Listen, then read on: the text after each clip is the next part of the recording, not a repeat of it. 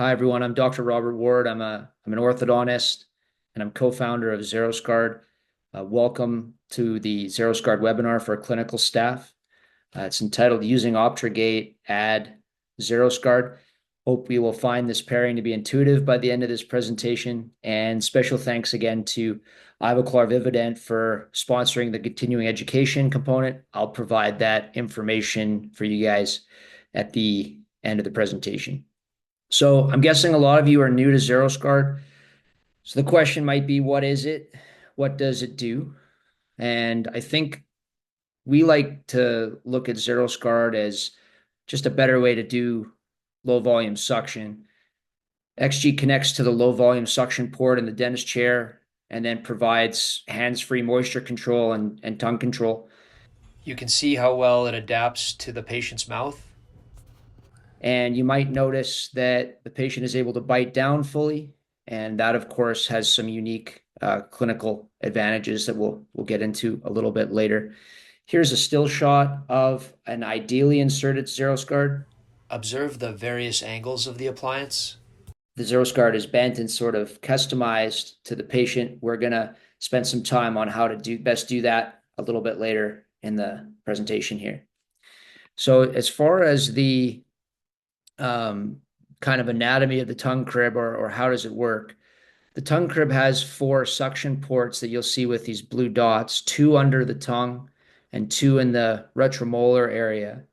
And what we want to do in the mouth is we want to see that those suction ports are sitting in these areas, which are typically the areas where the fluid is going to collect. So the better you position these ports, the better the XerosGuard is going to clear the fluid. And if you customize XerosGuard well to your patient, you're going to get the best results. You're going to have the best clinical experience and get the maximum benefit from the appliance. So, the question is, how do we make these adjustments? How do we make these bends? Okay. And what we've done is we've taken a couple of clips from our tutorial video that's available on our website, xerosguard.com/tutorial.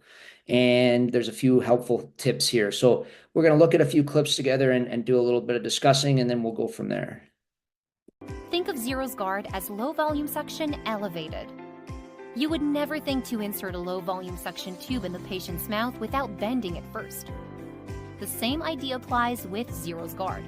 Adjusting and inserting XerosGuard is an art form that you will perfect over time.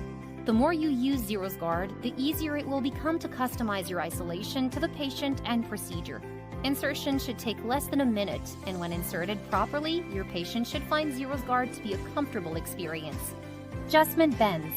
Utilize the following bends to idealize the fit and function of XerosGuard during your procedure. Adjustment bend number 1. Adjust the anterior-posterior length by shortening or lengthening the tubes posterior to the tongue crib. The tongue crib should comfortably seat behind the lingual of the mandibular incisors. If you are having issues with the tongue crib impinging on the lower incisors, consider shortening the AP length to pull the tongue crib posterior away from the incisors. So as you can see in the picture here, obviously these bends have been exaggerated to demonstrate just how posable the suction tubes are. But you can notice that you can actually change the front to back length significantly. The most common time you'll need to do this is when the tongue crib is butting up against the lower incisors, especially if you're working on the mandibular anterior teeth. So if that's the case, you shorten the length as it shows in the photo here, and that will also retract the tongue away from your working field. And again, this tongue crib is sitting comfortably behind the incisors, and the ports are in the right spot. Okay, bend number 2. Adjustment bend number 2. To increase access in the posterior, bend the tubes laterally into the buccal vestibule, retracting the tissues away from the dentition.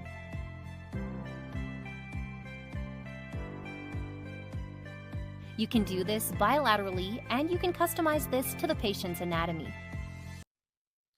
So again, we've got exaggerated bends here, so you can see the variation that you can have.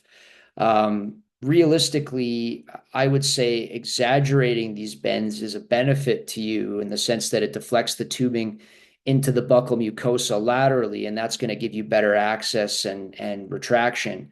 Remember, the tubes are soft, so it's not going to hurt the patient. It's not going to pinch the patient, and the wire is quite stiff. So in most cases, it's going to offer some retraction. And if you look at it, it sort of picks up where the obtrugate leaves off in the posterior. Lastly, when you have these bends deflected into the buccal mucosa, the appliance is more stable. And remember, it's free floating in the mouth, so the more stability you can have, the better. Here's the third bend now. Adjustment bend number 3. Landmark where the tubes exit the mouth at the commissures and bend the tubing to lock the XerosGuard in place. These bends will also secure whatever lip retraction method you are using by providing a clamping mechanism. Have the patient bite down fully to confirm proper placement of tongue crib and distal tube extensions. So this adjustment is probably the easiest one to do. It's important to do this after you've set the previous two bends. I think there's a tendency to want to do this one at the beginning and sort of bend it at the corners or at the commissures of the mouth. But you really want to have the AP length and lateral width set first. This commissure bend, this sort of loop around the lip is going to really lock it in and provide even more stability. And again, you can see from this photo, you can see it's bent downwards from the corners of the mouth, and it's looping around, locking the appliance in place. Okay, so one more bend here, bend number 4. Adjustment bend number 4. To depress the tongue out of the working field and further lock in XerosGuard, bend the suction tubing inferiorly. You can do this with XerosGuard already inserted in the mouth, and this bend serves as the final adjustment to fully customize XerosGuard to your clinical procedure. So I just wanted to make note of this particular slide here. You'll notice that there's a downward bend that would be coming from the corners of the mouth, and that would depress the tongue crib. But if you don't do that counter bend, and you'll notice that there's another bend at the posterior that sort of lines up or makes the tongue crib parallel with the floor of the mouth, you might find that the tongue crib sticks up a little bit. So that sort of counter bend or a second downward bend, kind of creating that parallel floor, is really advantageous sometimes. So may want to take a photograph of that and just kind of keep that in mind. Also, exaggerating this bend is really helpful. This is probably a little bit too exaggerated, to be honest with you. But if you did have this in the mouth, it's going to stay stuck to the bottom. And what I wanted to point out on this slide was the easiest way to determine if you've done a good job adjusting and inserting XerosGuard is you'll see that the tongue crib moves with the mandible, with the lower jaw. Notice that when it opens and closes, the tongue crib doesn't stay up above the occlusal plane. It doesn't pop up. And this kind of downward depression again is very comfortable for the patient, generally speaking. So if you see that the tongue crib is sitting up too high in the mouth or it's in your way, just exaggerate it or increase that of downward bend that you have there.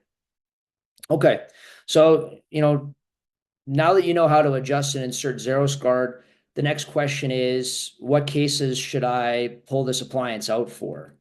And spoiler alert from the title of the lecture, but the answer is whenever you use obtrugate. There really isn't a situation where XerosGuard isn't helpful if you've decided to use obtrugate.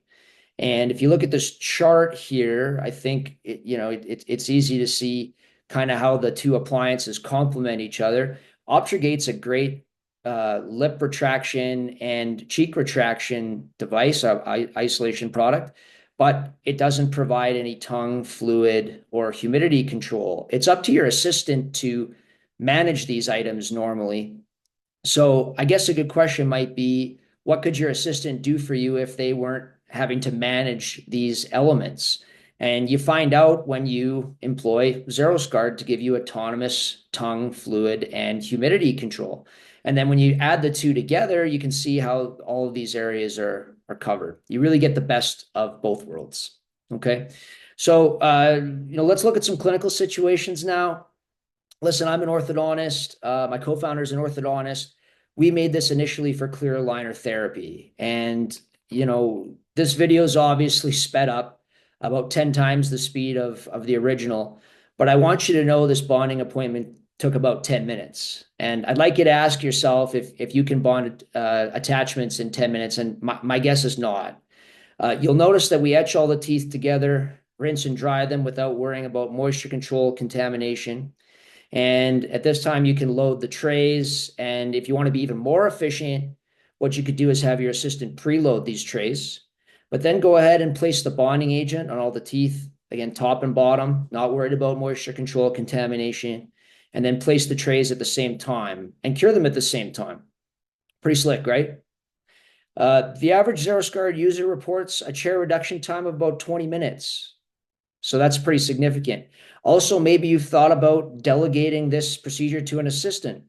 Well, XG acts as an assistant for your assistant.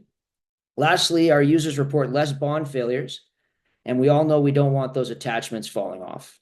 Realistically, adding XerosGuard is the only way you can do this. If you'd like to check out the full-length video, head to our Instagram at XerosGuard. Next up, the case of anterior restorative. This is example of when Optigate is commonly used and is more of a bread and butter type dentistry.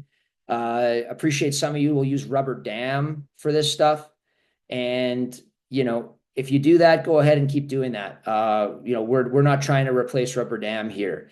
But if you're using Optigate, you stand to benefit from the tongue fluid and humidity control. And you can even, check out the occlusion without taking the isolation out. XerosGuard users say that this is even more helpful with the lower anterior because of the access and the moisture control issues. And again, this is sort of a clips sort of spliced together. But you can see how, stress-free it is, and you don't need an assistant to constantly be keeping the field dry. Same thing with crowns and veneers, indirect lab restorations. If you're using Optigate, you're depending on your assistant to maintain tongue fluid control. And, when it comes to delivering cementing restorations, you really got to pay attention to humidity control as well. And this is all added very easily with just including XerosGuard with your Optigate. Do what you're doing now. Just make it easier on yourself and your assistant. Thank you guys for listening, and we hope you'll enjoy adding XerosGuard to Optigate.